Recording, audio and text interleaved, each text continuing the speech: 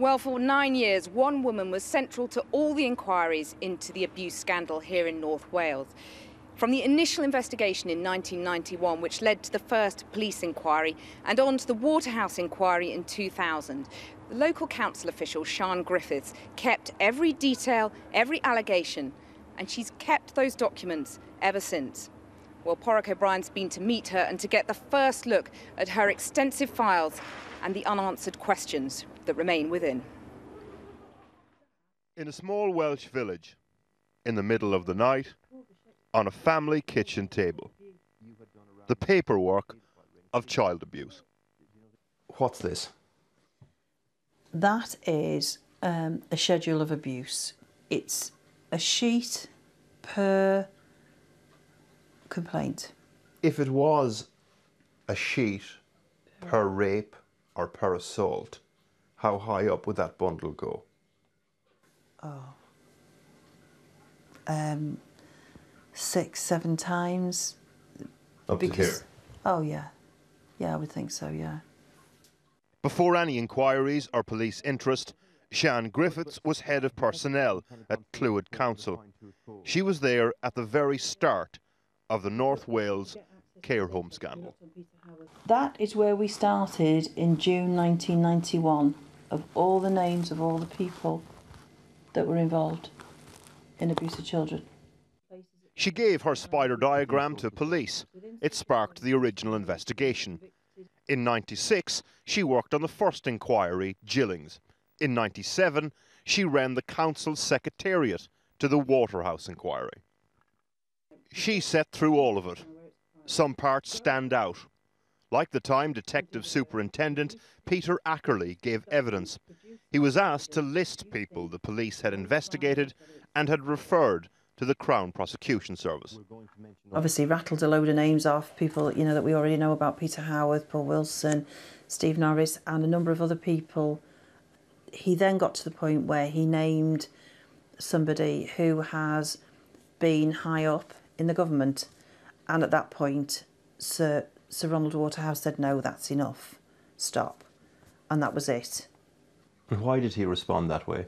I've got no idea. I've got no idea. It was just, that's it now. For legal reasons, we can't tell you that person's name. He was a high-profile public figure and is still alive. Another standout moment. The time convicted paedophile Gary Cook gave evidence. He name-dropped local people that had attended parties. Because he named them, they were called to the inquiry.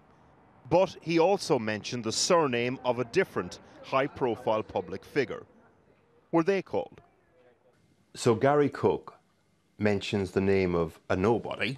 Yes. Randomly, Yeah. as part of his evidence, and that person is called to the stand. Yeah. Yes, he was. And then Gary Cook mentions somebody randomly. Yes. And was that person called? No. And has anybody been able to clearly explain to you why those big names were not called? No. Sian Griffiths is not a conspiracy theorist. She believes that Waterhouse was worthwhile. She was the administrative gatekeeper who kept everything and showed me only a fraction of it. But then she went further. Do you think there are people out in the community now that should be behind bars and they're not because the inquiry didn't do its job properly? Yes. Yes, I do. She has one man in mind, a local public servant at the time, and this is the effect he had on one victim asked to testify against him. They tried so hard to get him to actually say something in the witness box about and he just wouldn't. He was terrified. That is how powerful the man is. There is one man we can name. Sian Griffiths has notes of an interview between paedophile Gary Cook and his probation officer. He names Thomas Kenyon, son of Lord Kenyon, in his flat with victim Steve Measham. Thomas Kenyon, Lord Kenyon's son, went back to the flat with Stephen, and then Thomas Kenyon alleged that Stephen had stolen something from him, reported it to the police. At that point, Stephen gave photographs of Gary Cook. This week we reported that in 1979, victim Steve Measham handed police Polaroids that showed boys being raped and several faces of abusers. They eventually led to 2 convictions, including that of Gary Cook. But then the photos disappeared. Do you know what happened to those?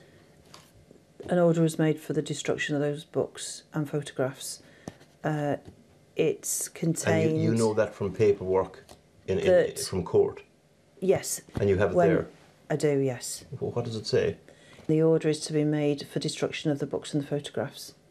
And why would that be? Why would the photographs be destroyed? I've got no idea. There are now 2 new investigations into the police handling of the scandal and into the Waterhouse inquiry. They could do worse than to start at this kitchen table in Wales.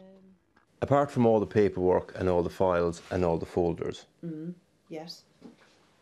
did any of this really get to you? Yes, it did. What bits? You can't I suppose you can't believe that people can treat children like that. And what was the ultimate price paid by some of those boys? They died. They died. Who died? Simon Burley, Mark Humphreys, Peter Wynne, Lee Johns. Well, Porrick O'Brien joins me live now. Incredibly moving interview there. Does Sian Griffiths, though, have any advice for these 2 new inquiries that the government set up? Yes, she does. She says that if these investigations are going to take this seriously, there's one first relatively straightforward thing to do, and that is to contact the people who were named during the Waterhouse inquiry and get them back on the stand, so to speak. When I asked her how many people, she said there are probably about 6 key people that need to be called back. When I asked her how many of those are famous or big names, she said about 3. Just to be clear from earlier, Thomas Kenyon isn't one of those names because he, of course, has passed away. But for her, they're the people that need to be back on the stand, so to speak. And what's crucial here is that that one particular name that we named at the end of that film, that man who had that terrible effect on that victim in the stand, she says, is key. The victims want to hear from him, as do we. Does she have any confidence, though, that we will? It's too early to tell. I mean, it's only in the last couple of days that the police officers have actually started the work around looking how police have handled this, and a day or 2 since the inquiry into the inquiry, so to speak, has started. So, early days. Porrick O'Brien, thank you very much for joining us.